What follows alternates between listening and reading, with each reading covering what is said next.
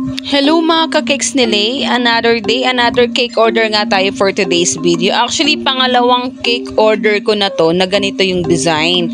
Yung first video ko nito na in-upload last time, di ba, naglagay ako doon ng parang dinudugo-dugo yung ilong ko, na-restrict kasi tayo din ni Lolo. Kaya syempre, for the delete tayo kahit sayang ang views. Kesa naman mapurna ang ating earnings. So, ayun na nga, binura ko yung video na in-upload ko last time. Yung nag-i-English tayo at dinudugo-dugo kasi ano daw yun, restricted yung parang may ano daw, suicidal or something kasi blood, bawal talagang pinapakita yan. Eh, hindi ko naman na i-black and white. So, ito na nga, pakita ko lang sa inyo kung paano ko ginawa itong Roblox na order sa akin ng aking former office mate na mga dati kong ka-work dyan sa SM Mall of Asia, si PN Chunako. Shout out CC, thank you so much for trusting. Akalain mo, from Tondo to Makati, binahi itong ating cake. At akala ko talaga hindi to aabot kasi alos 2 hours binahi to from Tondo, via motor lang talaga, at talaga nagkanda traffic pa kahapon sila Alvin, pero finally umabot sila sa oras kasi start ng party nila sa Jollibee, it's 3 PM. So mga around bago mag 3, nag-note na or nag-chat na si Alvin na nasa area na sila, tinahanap na lang yung exact pin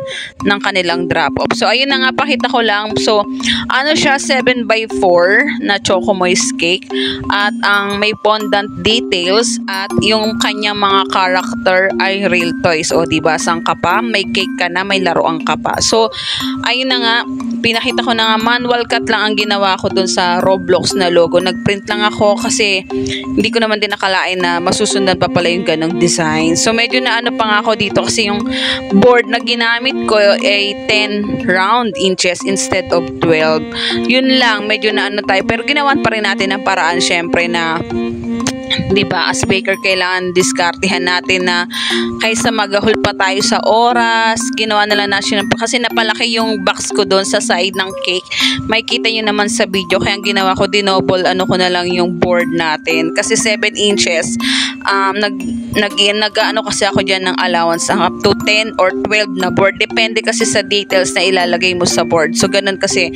So ayan, ito 10 inches tong board na to. Ano to ha, yung drum to ha, cake drum to, talagang kahoy yung drum nito. So mahal din yung mga ganito, cost din talaga to. So dapat pala is 12. So wala kasi akong available na 12 na round na cake drum, is square lang kasi ang nasa cake preference is round. So tinuloy pa rin natin. So yun lang nga, medyo napalaki lang ako dun sa box na Roblox, pero makikita nyo naman hindi naman siya naging sagabal or naging hindrance, sa taray hindrance, diba, para maipos. So 7x4, medyo napa 7x5 something na nga ito kasi ganito talaga ako mag-layering ng cake.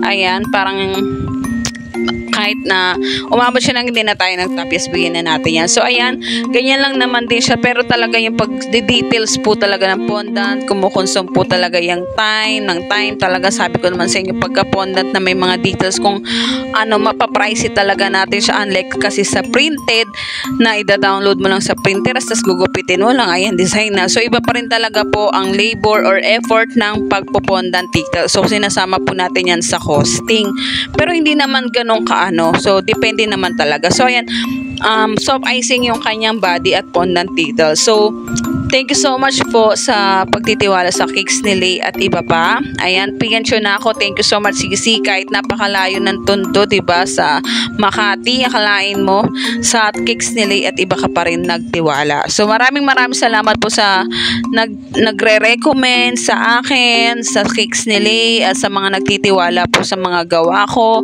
At paasahan po ninyo na patuloy pa rin po nating isa-satisfy or ibibigay po yung mga nararapat po sa mga ibinabayad ninyo. So, thank you so much everyone. Pakitapos nyo na lang po yung video at pa-share na rin po nito. Maraming salamat po. God bless. Ayan, pakita ko lang po sa inyo yung paglalagay ko ng details. Medyo putol na nga po yung paglalagay ko ng details kasi na full memory na po ako. Pero, ayan, kahit paano yung paumpisa, yung paglalagay na lang ng details hanggang matapos, hindi na po nabuo. Pero, makikita nyo naman po, ganun na, paglalagay na lang naman na po yung ng mga details na lang siya or ng toppers. Thank you so much. Tapos niyo po yung video again. Bye-bye po.